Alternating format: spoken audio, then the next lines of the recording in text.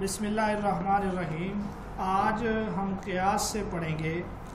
ये गुलदस्ता पे सफ़ा नंबर है 214। ये क़ियास हम पहले भी पढ़ाए, आज बस इसी अल्फाज को हम पढ़ेंगे, ज़्यादा तफसील में नहीं जाएंगे। लुग़त में क़ियास के माने नापने और अंदाज़ा करने के हैं, या दो चीज़ों के दरमियान मुशाबहत करना है। ये तीन माने बताए हैं: नापना, अंदाज़ा करना, या दो चीज़ों के दरमियान मुशाबहत। ये नापने को आप पैमाइश भी कह सकते हैं। और इस्तिलाह में किसी ऐसी चीज़ को जिसका हुक्म किताब व सुन्नत से मालूम न हो, किसी ऐसी चीज़ के साथ रख कर उसका हुक्म मालूम करना जिसका हुक्म किताब व सुन्नत में मज़कूर हो, जबकि उन दोनों के दरमियान कोई मुश्तरक इल्लत हो। ये इसकी इस्तिलाही तारीफ़ है कि जिस मसला के हुक्म में कोई नस मौजूद न हो, उसको उस मसले से मिलाना जिसके बारे में नस वारिद हुई है, उन दोनों के दरमियान मुश्तरक इल्लत की वजह से।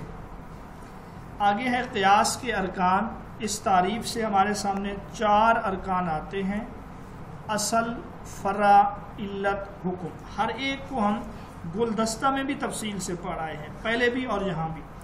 तो असल, इसको मक़ीस अलैह भी कहते हैं। इससे मुराद वो मसला जिसका हुक्म किताब व सुन्नत में मज़कूर है। और फ़रा, इसको मक़ीस भी कहते हैं, यानी जिसको क़ियास किया जाए। तो इससे मुराद वो मसला जिसका हुक्म नस में ना हो और जिसका हुक्म मालूम करना मतलूब हो। फ़रा या मक़ीस से मुराद वो मसला जिसका हुक्म नस में मौजूद ना हो और उसका हुक्म मालूम करना मतलूब हो। तीसरे नंबर पर है इल्लत। इल्लत से मुराद वो वस्फ़ मुश्तरक जो मक़ीस अलैह और मक़ीस दोनों में मौजूद है। इल्लत से मुराद वो वस्फ़ मुश्तरक है जो मक़ीस अलैह और मक़ीस दोनों में मौजूद हो। और हुक्म, इसका मतलब यही है कि जो हुक्म मक़ीस अलैह का है, जो हुक्म असल का है, वही हुक्म फ़रा का करार दे देना। आगे लिखा है क़ियास की अक़साम। तो यहाँ पे क़ियास की 3 किस्में लिखी हुई हैं। पहली किस्म का नाम है क़ियास औला, दूसरी किस्म का नाम है क़ियास मसावी, तीसरी किस्म का नाम है क़ियास अदना। भाई ये बिल्कुल आसान है। ये जो क़ियास औला है, इसका मतलब ये है कि जिसमें फ़रा की इल्लत, क़ियास औला वो क़ियास है जिसमें फ़रा की इल्लत असल में मौजूद इल्लत से ज़्यादा मज़बूत हो। फ़रा में भी इल्लत मौजूद है, असल में भी इल्लत मौजूद है, लेकिन इल्लत में मज़बूती जो है वो फ़रा में है। इसको क़ियास औला कहते हैं। आप इसकी मिसाल समझें, जैसे फ़ला तक़ुल लहुमा उफ़, वालिदैन को उफ़ ना कहो, इस पर क़ियास करते हुए वालिदैन को मारना। ठीक है। अब देखें, उफ़ कहना जो हराम है, इसकी इल्लत ईज़ा है, तकलीफ़ है। ये इल्लत मारने में, ये इल्लत गालम गलोच में बनिस्बत उफ़ कहने के ज़्यादा कवी तौर पे मौजूद है। इसको क़ियास औला कहेंगे। ठीक है, बात समझ आ गई आप लोगों को? तो क़ियास औला वो क़ियास है जिसमें फ़रा की इल्लत असल में मौजूद इल्लत से ज़्यादा कवी और मज़बूत हो, और इसमें फ़रा के लिए असल वाला हुक्म बदरजाए अतम साबित होगा। इसमें फ़रा के लिए असल वाला हुक्म बदरजाए अतम साबित होगा। यानी उफ़ कहना भी हराम है, ईज़ा देना, तकलीफ़ और मारना ये इससे भी ज़्यादा हराम है। دوسری قسم ہے قیاس مساوی۔ مساوی کا معنی برابری ہے۔ تعریف لفظوں سے یہاں پہ واضح ہے کہ قیاس مساوی وہ علت ہے جس پر حکم کی بنا ہو اور جو حکم اصل میں موجود ہو اسی مقدار فرع میں بھی موجود ہو، یعنی اصل اور فرع میں علت برابر درجے میں موجود ہو تو اس کو قیاس مساوی کہیں گے۔ ٹھیک ہے، قیاس مساوی میں کیا ہے؟ اصل اور فرع میں علت برابر موجود ہے۔ مثلا اس کی مثال اصل ہے ان الذین یاکلون اموال الیتامی ظلما انما یاکلون فی بطونہم نارا، کہ یتیم کا مال جو ظلم سے کھاتے ہیں وہ اپنے پیٹ میں آگ بھر رہے ہیں۔ اس سے ہمیں یہ پتہ چلتا ہے کہ یتیم کا مال کھانا حرام ہے، یتیم کا مال کھانا حرام ہے۔ اسی پر ہم قیاس کرتے ہوئے یہ کہتے ہیں یتیم کے مال میں ناجائز تصرف بھی حرام ہے، یتیم کے مال کو ضائع کرنا بھی حرام ہے۔ اب یہاں اصل اور فرع میں جو علت ہے وہ برابر ہے۔ جس طرح یتیم کا مال کھانا حرام ہے، اسی طرح اس کے مال کو ضائع کرنا بھی حرام ہے، اسی طرح اس کے مال میں ناجائز تصرف بھی حرام ہے۔ اب یہاں کسی کو کسی پر ترجیح نہیں ہے، یہ تینوں کام جو ہیں برابر حرام ہیں۔ تیسرے نمبر پر ہے قیاس ادنا۔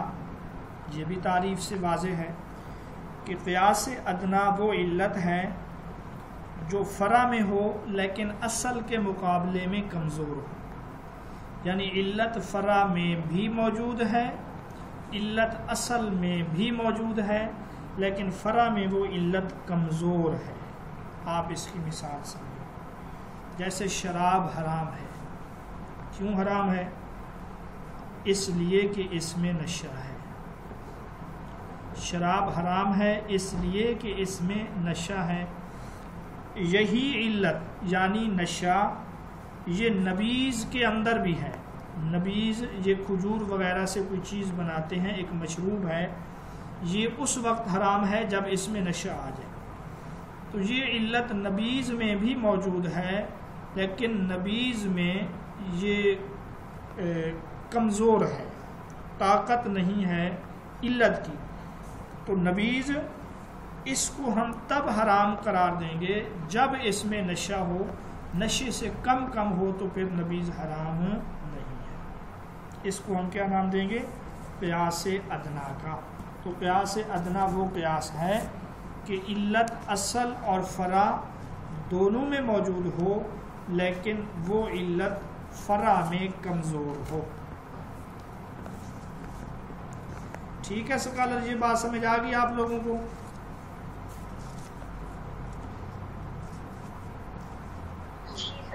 جی ٹھیک ہے۔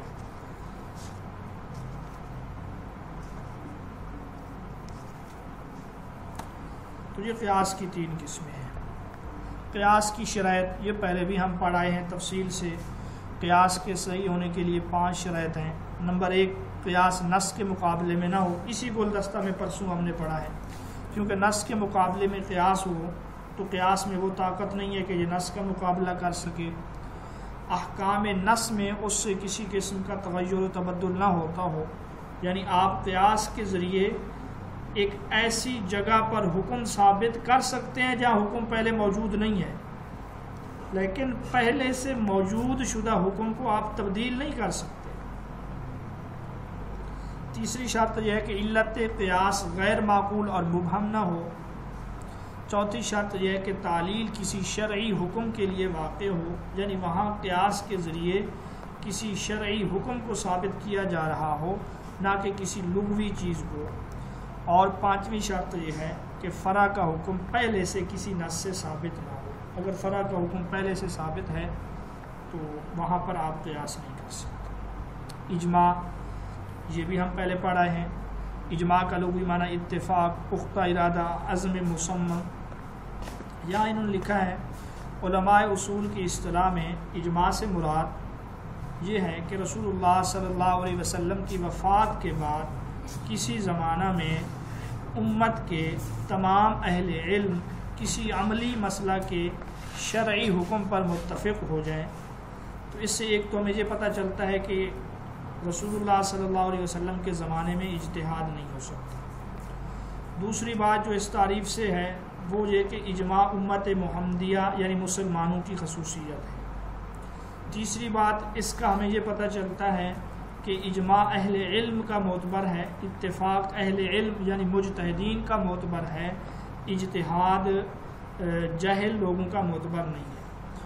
اور چوتھی بات جس کا ہمیں پتہ چلتا ہے وہ ہے کسی شرعی مسئلے پر متفق ہونا۔ شرعی مسئلہ ثابت ہو، کوئی طبی مسئلہ، کوئی لغوی مسئلہ، کوئی سائنسی مسئلہ، اس کے اوپر لوگوں کا اتفاق ہونا، اس کو ہم اجماع نہیں کہیں گے۔ اور آخری بات یہی ہے متفق ہونا۔ اگر متفق نہ ہوں تو پھر وہ اختلاف ہیں، وہ اجتہاد ہیں، وہ اجماع نہیں ہے۔ اس کے بعد انہوں نے لکھا ہے کہ اجماع کے واقع ہونے کے بارے میں جمہور فقہا کہتے ہیں کہ اجماع ممکن ہے اور عملاً صحابہ کے زمانے میں ہو چکا ہے۔ مثلا انہوں نے مثال دی ہے، یہ سند اجماع والی بات ہے کہ اجماع کے لیے کوئی نہ کوئی بنیاد ہو۔ پھوپھی اور بھتیجی یا خالہ اور بھانجی ہے، جیسے پھوپھی اور بھتیجی یا خالہ اور بھانجی کو بیک وقت نکاح میں نہیں رکھا جا سکتا، یہ اجماع سے ثابت ہے۔ دوسرا یہ کہ اگر سگے بہن بھائی نہ ہوں تو باپ کی طرف سے ہونے والے بہن بھائیوں کو سگے بہن بھائیوں کی جگہ دی جائے گی، یعنی اگر حقیقی بھائی نہ ہوں، ماں شریک اور باپ شریک بھائی ہوں یا بہنیں ہوں، تو باپ شریک بھائیوں اور بہنوں کو ترجیح دی جائے گی، یہ بھی اجماع سے ثابت ہے۔ تیسرا جو ہے کہ مسلمان عورت کا نکاح کسی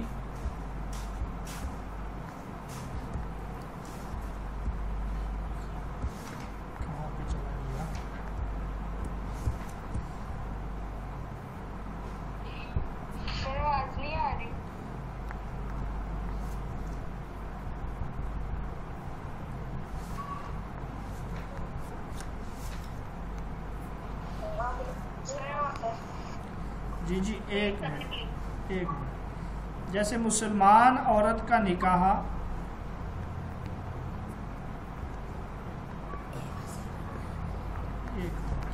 تو مسلمان عورت کا نکاح کسی غیر مسلم مرد سے نہیں ہو سکتا، یہ مسئلہ بھی اجماع امت سے ثابت ہے۔ اور چوتھا یہ کہ مفتوحہ اراضی کو فاتحین کے درمیان اس طرح نہ بانٹ دیا جائے گا جس طرح دوسرے اموال غنائم بانٹ دیے جاتے ہیں۔ یہ وہ مسائل ہیں جن پر صحابہ نے اجماع کیا ہے، ان مسائل پر صحابہ نے اجماع کیا، تو اس سے ہمیں یہ پتہ چلتا ہے کہ عملی طور پہ اجماع ممکن ہے اور صحابہ کے زمانے میں ہوا ہے۔ اس کے بعد یہ لکھتے ہیں کہ امام شافعی رحمۃ اللہ علیہ اگرچہ اجماع کے ممکن الوقوع ہونے کے قائل ہیں، یعنی امام شافعی رحمۃ اللہ علیہ یہ اجماع کے ممکن الوقوع ہونے کے قائل ہیں، یہ کہتے ہیں اجماع ممکن تو ہے لیکن عہد صحابہ کے بعد اس کے وقوع کو امام شافعی رحمۃ اللہ علیہ جو ہیں وہ مشکل اور انتہائی نادر شمار کرتے ہیں۔ اور یہی رائے جو ہے وہ امام احمد بن حنبل کی بھی ہے کہ وہ اجماع کو مانتے تو ہیں لیکن وہ ساتھ میں یہ بھی کہتے ہیں کہ جو شخص اجماع کا دعویٰ کرتا ہے وہ جھوٹا ہے۔ اور ان کی یہی رائے اکثر فقہا محدثین اختیار کرتے ہیں جیسے ابن حزم ظاہری ہے اور اسی طرح ابن تیمیہ ہے، امام شوکانی ہے. تو یہ اجماع کی جگہ پہ یہ حضرات یہ کہتے ہیں کہ اختلاف ہوتا ہے، یعنی سب متفق ہو جائیں یہ بہت کم ہوتا ہے.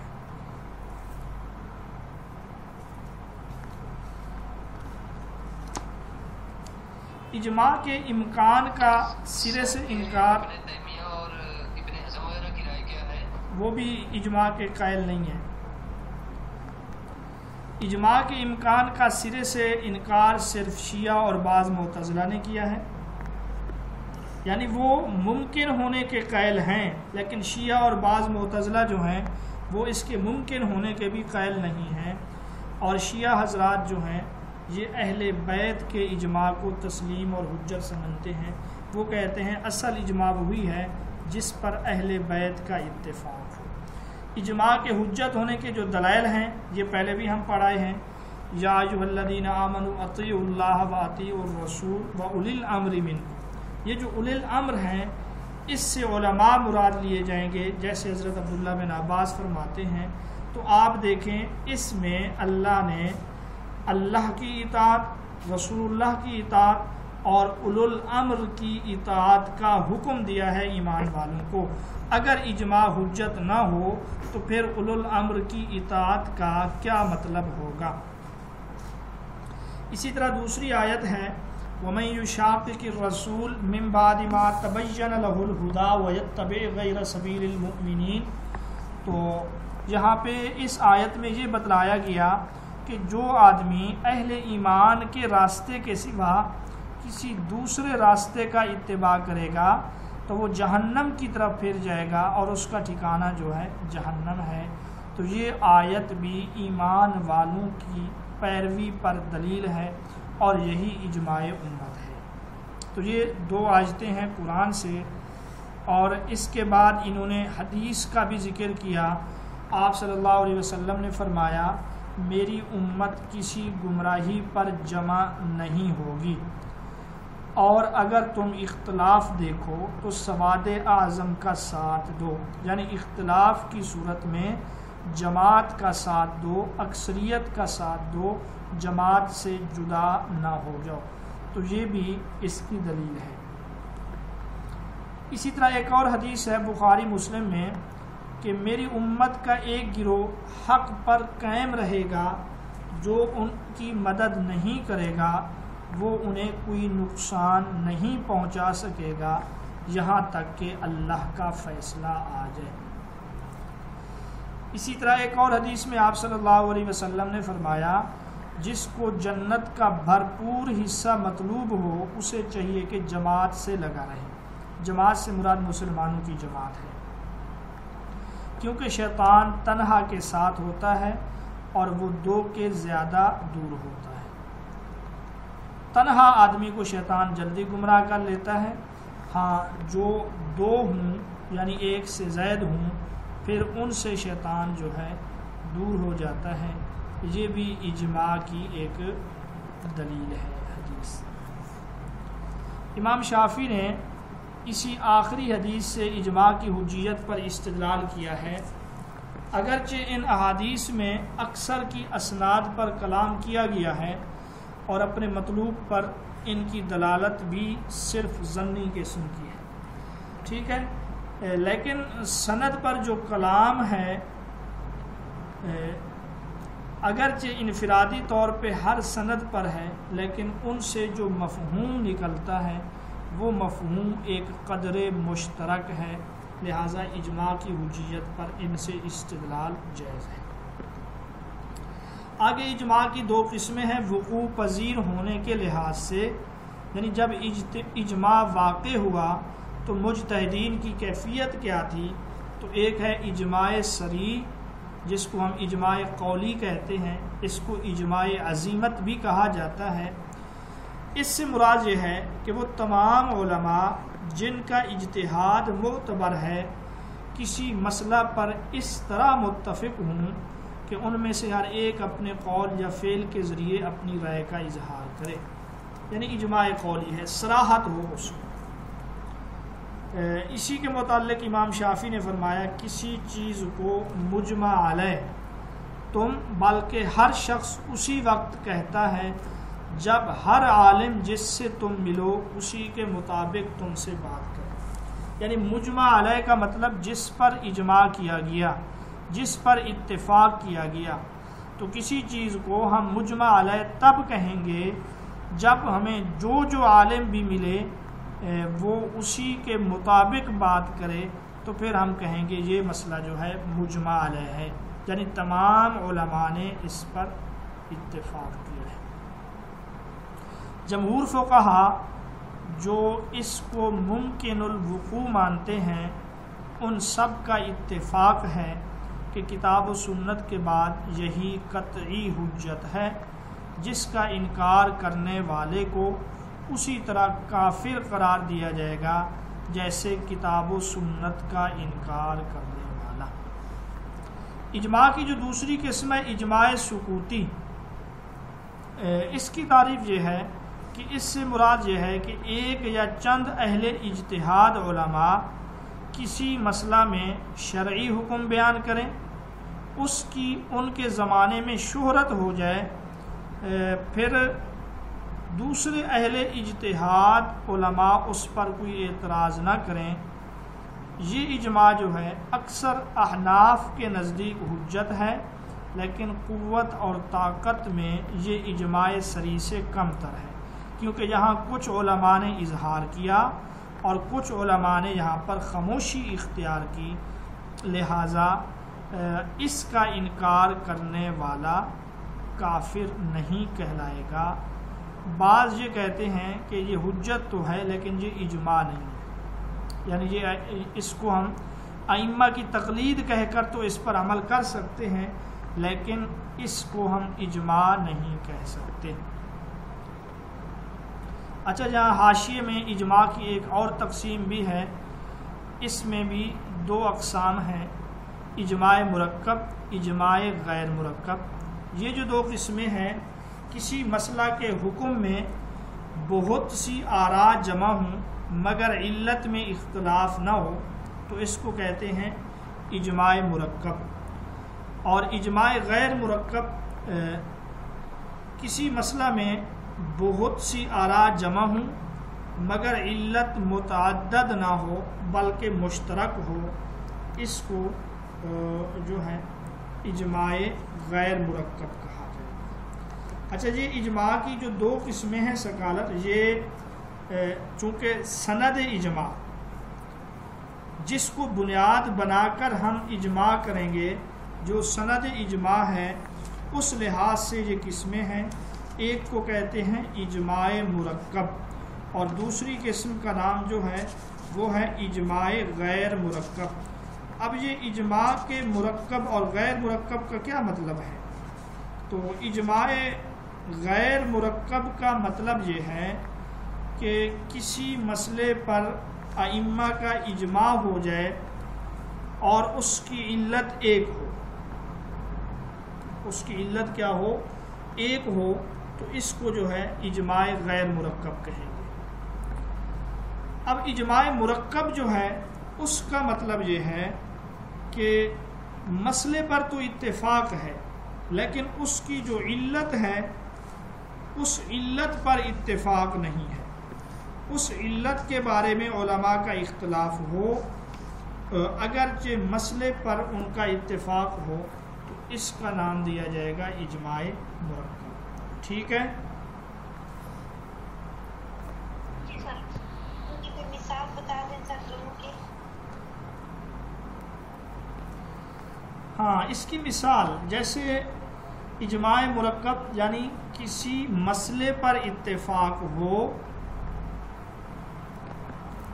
اجماع مرکب کسی مسئلے پر اتفاق ہو مگر علت میں کیا ہو؟ اس حکم کی علت میں اختلاف ہو۔ یہ آپ کی کتاب میں درست نہیں لکھا ہوا، اس کو آپ ٹھیک کر لیں۔ یہاں لکھا ہے اجماع مرکب کسی مسئلہ کے حکم میں بہت سی آراء جمع ہوں مگر علت میں اختلاف نہ ہو، یہ لکھا ہے انہوں نے اجماع مرکب کی تعریف، حالانکہ اجماع مرکب کی یہ تعریف نہیں ہے، یہ غیر مرکب کی ہے۔ کیونکہ مرکب کا معنی ہے ترکیب سے، اس میں وہ کئی علتیں ہیں، علت الگ الگ ہونے میں اختلاف۔ مثلا آپ اس کی مثال سمجھیں، ایک شخص ہے، اس کو منہ بھر کر قے آئی اور اس نے عورت کو بھی ہاتھ لگا لیا۔ ایک ہی شخص نے جس کو منہ بھر کر قے آئی، اس نے عورت کو بھی ہاتھ لگایا، ان دونوں کاموں سے پہلے وہ باوضو تھا، ان دو کاموں سے پہلے وہ باوضو تھا۔ اب امام شافعی اور امام ابو حنیفہ کا اتفاق ہے کہ ایسے شخص کا وضو ٹوٹ گیا، حکم پر اتفاق ہے، ایسے شخص کا وضو ٹوٹ گیا ہے۔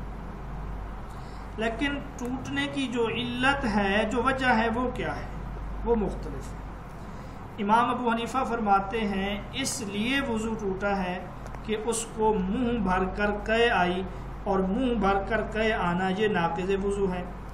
امام شافعی فرماتے ہیں نہیں، اس لیے وضو اس کا ٹوٹ گیا کہ اس نے عورت کو ہاتھ لگایا، اور عورت کو ہاتھ لگانا یہ ناقض وضو ہے۔ ٹھیک ہے، بات سمجھ آ گئی آپ لوگوں کو؟ جی ٹھیک ہے، میں دوہرا دیتا ہوں۔ جب کسی مسئلے میں علماء کا اتفاق ہو مگر اس کی علت میں اختلاف ہو، اس کو اجماع مرکب کہتے ہیں۔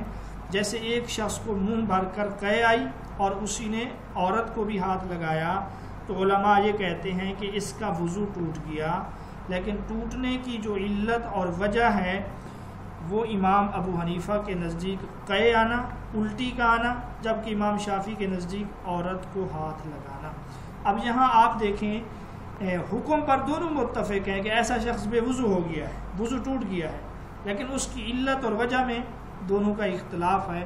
اب دیکھیں حکم ایک بنا ہے مرکب علتوں سے، دو مختلف علتوں سے، امام ابو حنیفہ کے نزدیک علت اور امام شافعی کے نزدیک علت، اور اس وجہ سے اس کو اجماع مرکب کہتے ہیں۔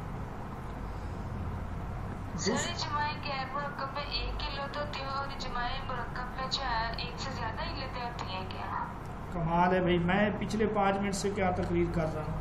نہیں، وہ جو غیر مرکب ہے اس میں جو ہے ایک ہی علت ہوتی ہے، اور جو مرکب ہے اس میں ایک سے زیادہ ہوتے ہیں۔ جی بالکل۔ اور اجماع غیر مرکب کی تعریف یہ ہے جب کسی مسئلہ کے حکم پر مجتہدین کا اتفاق ہو جائے اور اس حکم کی علت میں بھی اتفاق ہو۔ مسئلہ پر تو اتفاق ہے ہی، اسی وجہ سے اس کو کیا کہتے ہیں؟ اجماع کہتے ہیں، اور اس کی علت پر بھی اتفاق ہے تو اس کو اجماع غیر مرکب کہیں گے، کیونکہ یہ حکم صرف ایک علت سے ثابت ہے، مختلف علتوں سے ثابت نہیں ہے۔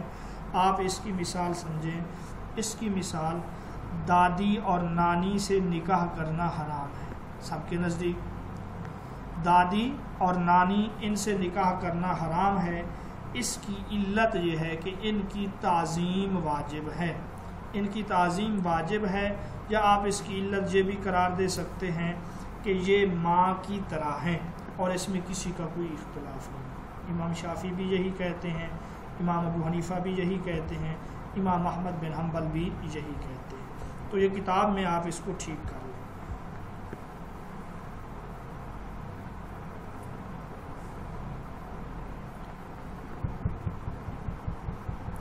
کن لوگوں کا اجماع معتبر ہے؟ اگلا عنوان یہ ہے۔ تو بلا شبہ اجماع وہی معتبر ہے جو مجتہد علماء نے کیا ہو، لیکن اگر وہ اپنی بدعت کی طرف دعوت دینے والے خارجی یا رافضی ہوں تو جمہور کے نزدیک وہ ان لوگوں میں شامل نہ ہوں گے جن کا اجماع معتبر ہے۔ بعض فقہا کا کہنا یہ ہے کہ اجماع کے منعقد ہونے کی شرط یہ بھی ہے اجماع کرنے والے سب لوگ گزر جائیں، یعنی وفات پا جائیں، لیکن صحیح بات یہ ہے اور یہی اکثر فقہا کی رائے ہے کہ یہ کوئی شرط نہیں۔ بعض علماء یہ کہتے ہیں اجماع تب ثابت ہوگا جب جن علماء مجتہدین نے اتفاق کیا وہ سب فوت ہو جائیں، کیونکہ وفات سے پہلے پہلے یہ احتمال ہے کہ وہ اپنے قول سے رجوع کر لیں۔ تو علماء اس حوالے سے باقی جو اکثر ہیں وہ یہ کہتے ہیں یہ ایک وہمی چیز ہے، ممکن کے درجے میں ہے، یہ ضروری نہیں ہے کہ سب فقہا کیا ہو جائیں جنہوں نے اجماع کیا وہ فوت ہو جائیں، بلکہ کسی مسئلہ میں ان کا متفق ہو جانا، اس اتفاق کے ساتھ ہی ان کا اجماع منعقد ہو جاتا ہے، مزید کچھ ان کے مرنے تک انتظار کرنا ضروری نہیں ہے۔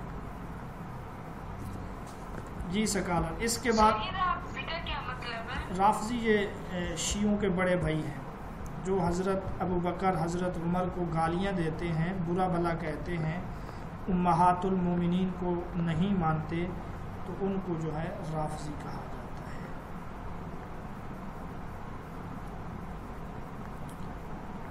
مصالح مرسلہ یہ کیا چیز ہے، اس حوالے سے پڑھتے ہیں۔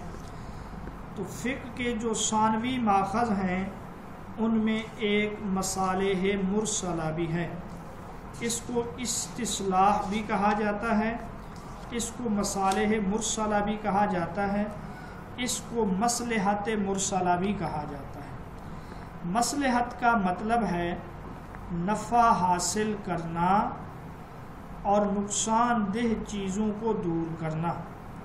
مصلحت کا مطلب نفع حاصل کرنا اور نقصان دہ چیزوں کو دور کرنا۔ تو مصلحت میں دو چیزیں ہیں، ایک چیز ہے مثبت، وہ ہے نفع حاصل کرنا، اور دوسری چیز ہے منفی، وہ ہے نقصان اور خرابی کو دور کرنا۔ تو یہاں آپ کے سامنے لکھا ہے مصلحت، جس کی جمع مصالح ہے کہ لفظی معنی فائدہ اور منفعت کے ہیں۔ فقہا کی اصطلاح میں اس سے مراد یہ ہے لوگوں کو فائدہ پہنچا کر اور ان سے نقصان دفع کر کے ان کے دین، جان، عقل، نسل اور مال کی حفاظت کی جائے۔ آگے انہوں نے لکھا ہے کہ شریعت کے احکام میں مصلحت کا لحاظ، یہ بات قطعی طور پہ ہر شخص کو معلوم ہے اور اس بارے میں کسی کا اختلاف نہیں ہے کہ شریعت کے سب احکام لوگوں کے مصالح پر مشتمل ہیں۔ لوگوں کے مصالح، اس مصالح میں ہم دو چیزیں کریں گے، لوگوں کو فائدہ دینے اور لوگوں سے نقصان دور کرنے پر مشتمل ہے، کسی کا کوئی اختلاف نہیں ہے۔ شریعت نے جتنے بھی احکام دیے ہیں اس کے دو مطلب ہیں، ایک تو یہ ہے کہ لوگوں کو دنیا اور آخرت کے لحاظ سے فائدہ ہو، اور دوسرا یہ ہے کہ دنیا اور آخرت کے لحاظ سے ان کا نقصان نہ ہو۔ آگے انہوں نے لکھا چاہے دنیا اور آخرت میں فوائد ہوں، چاہے ان نقصانات کو دفع کر کے، یعنی دنیا میں فوائد پہنچا کر مصلحت ہو یا نقصانات کو ہٹا کر مصلحت ہو۔ اب آپ مثال یہاں پہ دیکھیں، وما ارسلناک الا رحمۃ للعالمین، یہ مصلحت کی ایک دلیل ہے کہ ہم نے آپ صلی اللہ علیہ وسلم کو جہانوں کے لیے رحمت بنا کر بھیجا ہے۔ تو آپ کا رحمت للعالمین ہونا یہ اس بات کا تقاضا کرتی ہے کہ لوگوں کو دنیا اور آخرت کے لحاظ سے فائدہ ہو اور لوگوں کے دنیا اور آخرت کے لحاظ سے ان کے نقصانات کیا ہوں، ان سے دور ہو جائیں۔ دوسری آیت، یا ایھا الناس قد جاءتکم موعظۃ من ربکم وشفاء لما فی الصدور وہدی ورحمۃ للمؤمنین، یہ جو اللہ رب العزت کی طرف سے نصیحت ہے، یہ جو قرآن ہے، اب آپ دیکھیں اس میں نصیحت ہے، یہ فائدے کو حاصل کرنا ہے، سینوں کی بیماریوں کے لیے شفا ہے، یہ نقصان کو دور کرنا ہے، اور اہل ایمان کے لیے ہدایت و رحمت ہے، یہ بھی فائدے کا حصول ہے۔ آپ صلی اللہ علیہ وسلم کا فرمان بعثت لأتمم حسن الاخلاق، مجھے اعلیٰ اخلاق کی تکمیل کے لیے بھیجا گیا. تو دیکھیں یہ بھی فوائد کو حاصل کرنے کے لیے اور برے اخلاق سے بچانے کے لیے، تو یہ بھی ایک مصلحت ہے. آپ خود بتلا رہے ہیں کہ مجھے بھیجنے کی جو مصلحت ہے وہ کیا ہے؟ حسن اخلاق کی تکمیل. شریعت کے احکام میں جو مصالحت ہے اس کا ادراک سلیم الطبع انسان کی عقل از خود کر لیتی ہے. یہاں یہ بتلایا جا رہا ہے کہ شریعت کے جو احکام میں مصلحت ہے، جس آدمی میں درست عقل ہو، اس کی طبیعت بیمار نہ ہو، سلیم ہو، تو وہ خود ان مصلحت کو پہچان لیتا ہے کہ اس حکم میں یہ فائدہ ہے، اس حکم کی وجہ یہ ہے. اگر بعض لوگوں کی عقل اس کا ادراک نہیں کرتی تو یہ ان کی اپنی عقل کا قصور ہے، یا اس کی وجہ یہ ہوتی ہے کہ وہ لوگ اسلامی تعلیمات سے ہٹ کر کسی غیر اخلاقی سوسائٹی کی اقدار سے متاثر و مرغوب ہوتے ہیں. ورنہ جس کی عقل درست اور سلیم ہے وہ شریعت کی جو مصلحت ہے اس کو خود اس کی عقل پہچان لیتی ہے. اچھا، اس کے بعد ہے مصالح مرسلہ کی اقسام. تو مصالح مرسلہ کی 3 قسمیں ہیں.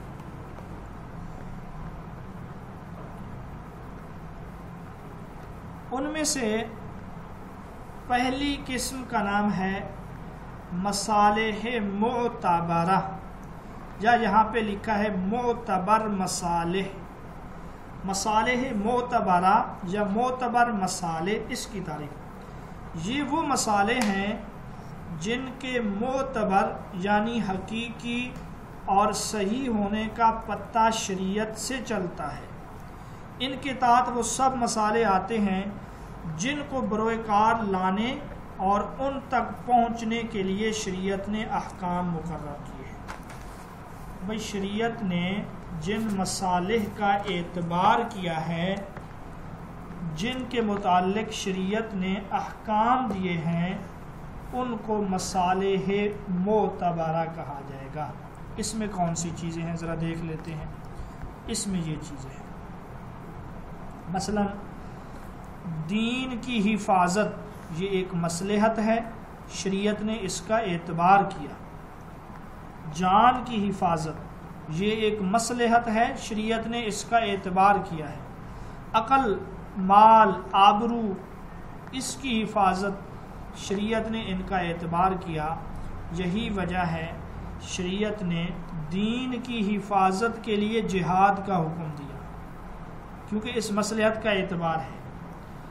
جان کی حفاظت کے لیے شریعت نے قصاص کا حکم دیا، اور عقل کی حفاظت کے لیے حد شراب ہے، حد خمر ہے، تو اس کو 80 کوڑے لگاؤ.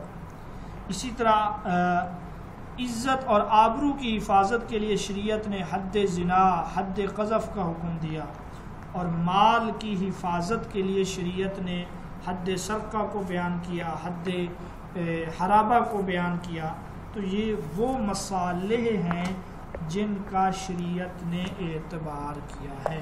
ان کو کیا کہا جائے گا؟ مصالح معتبرہ. دوسری جو قسم ہے اس کا نام ہے مصالح لغو. یہاں پہ لغو لکھا ہے. اچھا، ان کو مصالح ملغات بھی کہا جاتا ہے، میم لام غین الف بولتے. مصالح ملغات، آپ ان کو مصالح باطل یا باطل شدہ مصالح بھی کہتے ہیں. اس سے مراد وہ تمام مصالح ہیں جن کے غلط یا غیر حقیقی ہونے کا شریعت کے احکام سے پتہ چلتا ہے. ایسے مصالح کا کوئی اعتبار نہیں ہے. ٹھیک ہے بھائی. تو مصالح لغو یا مصالح باطل، جن کے غیر حقیقی ہونے، جن کے باطل ہونے یا جن کے درست نہ ہونے کا حکم شریعت نے دیا ہو. آپ اس کی مثال سمجھیں. جیسے یہاں پہ لکھا ہے کہ مصلحت، یہ کوئی کہے کہ مصلحت ہے مرد اور عورت کو برابر حصہ دیا جائے، تو یہ شریعت کا جو حکم ہے وراثت کا اس کو باطل قرار دینا لازم آتا ہے، شریعت کے حکم کو بدلنا لازم آتا ہے، تو اس مصلحت کا کوئی اعتبار نہیں ہے۔ اسی طرح جو ہے آج کے دور میں کوئی کہے کہ بھئی اب چونکہ زمانہ بدل گیا ہے لہٰذا سود سے ہم نہیں بچ سکتے، سود یا سودی کاروبار جائز ہیں، تو یہ ایک ایسی مصلحت ہے جو شریعت میں باطل ہے۔ اسی طرح جہاد سے کنارہ کشی اختیار کرنا یہ بھی مصالح لغو ہے، مصالح باطل ہے۔ یا یہ ہے کہ اب اگر لوگ کہیں کہ جی بھائی انڈیا جو ہے وہ فلموں سے اتنے پیسے کماتا ہے لہٰذا ہم پاکستانی بھی ڈرامے اور فلمیں شروع کر دیں، ملک کا قرضہ اتاریں، تو یہ ایک مصلحت باطل ہے۔ آپ اسی طرح کوئی شخص جو ہے کوئی موسیقی کی محفل لگا کے جب لوگ اکٹھے ہو جائیں تو وہاں پہ دعوت دین شروع کر دے، تو یہ کوئی مصلحت نہیں ہے۔ مالداروں سے پیسے چھین کر غریبوں میں تقسیم کر دینا یہ مصالح لغو ہیں۔ ٹھیک ہے بھائی،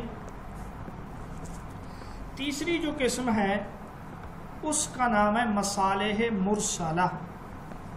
یہ مرسلہ ارسال سے نکلا ہے، ارسال کا معنی آزاد کیا ہوا، چھوڑا ہوا۔ چونکہ شریعت نے نہ صراحت کے ساتھ ان کے معتبر ہونے کا ذکر کیا، نہ صراحت کے ساتھ ان کے باطل ہونے کا ذکر کیا، ان کو شریعت نے آزاد چھوڑا ہوا ہے، اس وجہ سے ان مصالح کو مصالح مرسلہ کہا جاتا ہے۔ تو تیسری قسم ہے مصالح مرسلہ یا مرسل مصالح کہ جن کے معتبر ہونے یا غیر معتبر ہونے کے بارے میں شریعت کی طرف سے کوئی نص موجود نہیں ہے، تو اس کو مصالح مرسلہ کہا جائے گا۔ تو یہاں پہ لکھا ہے تیسری قسم ان مصالح کی ہے جن کے معتبر یا لغو ہونے کا شرعی احکام سے پتہ نہ چلے، اس معنی میں نہیں کہ شریعت نے ان کے معتبر یا لغو ہونے کو نہیں بتلایا، کیونکہ اس کا تصور بھی نہیں کیا جا سکتا، بلکہ اس معنی میں کہ یہ معلوم کرنے میں دقت پیش آئے کہ انہیں معتبر مصالح کے دائرہ میں شامل کیا جائے یا لغو مصالح کے دائرہ میں شامل کیا جائے، جیسے یہ مصلحت کہ کاریگروں سے چیزوں کو ٹھیک رکھنے کی ضمانت لی جائے۔ کاریگر کو آپ کوئی چیز دیتے ہیں، آج کے دور میں وہ نکال لیتے ہیں پرزے، تو ان سے ضمانت لینا یہ ایک مصلحت ہے۔ اسی طرح ایک آدمی کو کئی لوگ مل کر قتل کریں تو اصولی طور پہ تو ان سے دیت ہے، کیونکہ ایک کے بدلے میں سب کو تو قتل نہیں کیا جا سکتا، لیکن اگر کہیں مصلحت ہو تو اس ایک کے بدلے میں سب کو قتل کیا جا سکتا ہے۔ اسی طرح یہاں پہ لکھا ہے انتظامی امور کے لیے دفاتر قائم کرنا، انسانی زندگی کو بچانے کے لیے خون دینا، یہ وہ مصالح ہیں، ان کو مصالح مرسلہ کہا جاتا ہے۔ جیلیں بنائی جائیں، باہم خرید و فروخت کے سکے جاری کیے جائیں، اب ان کو معتبر یا ان کو غیر معتبر قرار دینا یہ اجتہاد سے ہوگا۔ مجتہد اس حوالے سے کیا کریں گے؟ اجتہاد کریں گے۔ اور جی اس کے بعد آگے کیا ہے؟ مصالح مرسلہ کو حجت ماننے میں فقہا کی آراء، فقہا کیا کہتے ہیں اس حوالے سے یہ دیکھ لیتے ہیں۔ فقہا کے مابین کوئی اختلاف نہیں ہے کہ مصالح مرسلہ شریعت کے مقاصد سے مطابقت رکھتے ہوں اور اس کے کسی حکم سے متصادم نہ ہوں تو وہ معتبر مصالح ہیں۔ ٹھیک ہے، گلدستہ ہے یہ، یعنی جو مصالح شریعت کے مطابق ہیں وہ تو معتبر ہیں، کسی کا کوئی اختلاف نہیں۔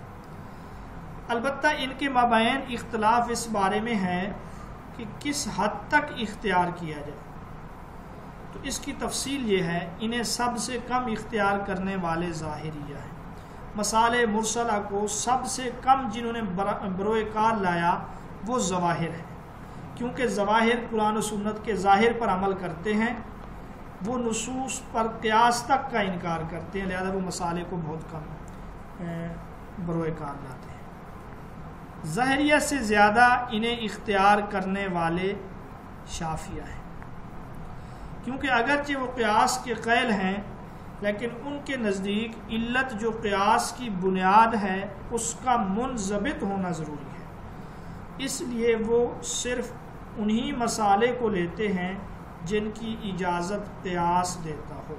کہ علت کو منضبط، یہ ہم پڑھ رہے ہیں کہ قیاس میں ہم جس چیز کو علت قرار دیں وہ منضبط ہو، منضبط کا معنی ہم نے پڑھا تھا وہ متعین ہو، وہ اس میں تبدیلی نہ آتی ہو۔ جیسے ہم نے پڑھا تھا کہ سفر میں قصر کی علت جو ہے وہ سفر ہے، وہ مشقت نہیں ہے، کیونکہ مشقت ایک ایسی چیز ہے کسی سفر میں زیادہ ہے، کسی میں کم ہے، کسی میں بالکل نہیں ہے، تو ہم کہیں گے قصر کا جو ہے وہ سفر ہے، پھر چاہے سفر گاڑی میں ہو، چاہے اونٹ پہ ہو، چاہے پیدل ہو، چاہے جہاز پہ ہو، سفر تو سفر ہے۔ لیکن اگر ہم مشقت قرار دیں اس کو تو مشقت ایک ایسی علت ہے جو متعین اور منضبط نہیں ہے، اس کی کوئی حد بندی نہیں ہے، کسی کو کم مشقت، کسی کو زیادہ۔ تو اس لیے امام شافعی کہتے ہیں قیاس کی بنیاد جو علت ہے وہ علت اس کا منضبط ہونا ضروری ہے۔ تو سکالر آپ یہاں یہ بھی سمجھ سکتے ہیں کہ ہم جس کو استحسان کہتے ہیں امام شافعی اسی کو مصالح مرسلہ کہہ دیتے ہیں، چیز ایک ہی ہے۔ حنفیہ سے زیادہ انہیں اختیار کرنے والے حنبلیہ ہیں، کیونکہ ان کے نزدیک قیاس کی علت منضبط نہیں بلکہ غیر منضبط مناسب وصف ہے، یعنی حکمت یا مصلحت۔ تو حنابلہ یہ کہتے ہیں کہ قیاس کی علت کا منضبط ہونا ضروری نہیں ہے، بلکہ قیاس کی جو علت ہے اس کا ایک مناسب ہونا ضروری ہے، اور پھر وہ مناسب سے مراد یہ ہے کہ اس میں کوئی حکمت ہو، اس میں کوئی مصلحت ہو، اور یہی مصلحت جو ہے وہ مصالح مرسلہ ہے۔ اسی لیے جہاں بھی کوئی مصلحت مرسلہ شریعت کے مزاج سے مطابقت رکھتی ہوئی نظر آتی ہے اور اس کا کسی نص یا اجماع یا کسی صحابی کے فتویٰ سے ٹکراؤ نہیں ہوتا، اسے حنابلہ جو ہیں معتبر مانتے ہیں اور اس پر عمل کرتے ہیں، لیکن اس کے ساتھ ساتھ وہ اسے قیاس کے دائرہ سے باہر نہیں جانے دیتے، وہ اسے قیاس سے مربوط رکھتے ہیں، گویا کہ وہ یہ کہتے ہیں کہ یہ بھی قیاس کی ایک قسم ہے یا یہ جو ہے قیاس کا ایک حصہ ہے۔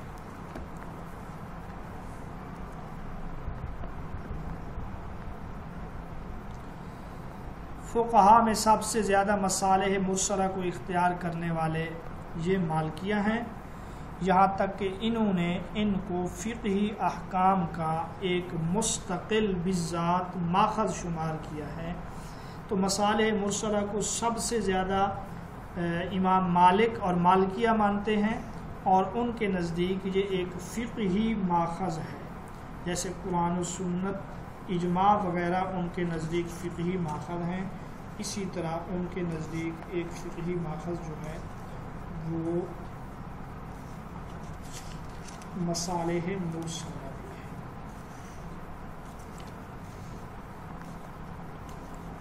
اب امام مالک کے جو فقہی استنباط ہیں ان میں قرآن، سنت ہے، اور پھر اسی طرح جو ہے اجماع، قیاس اور مصالح مرسلہ۔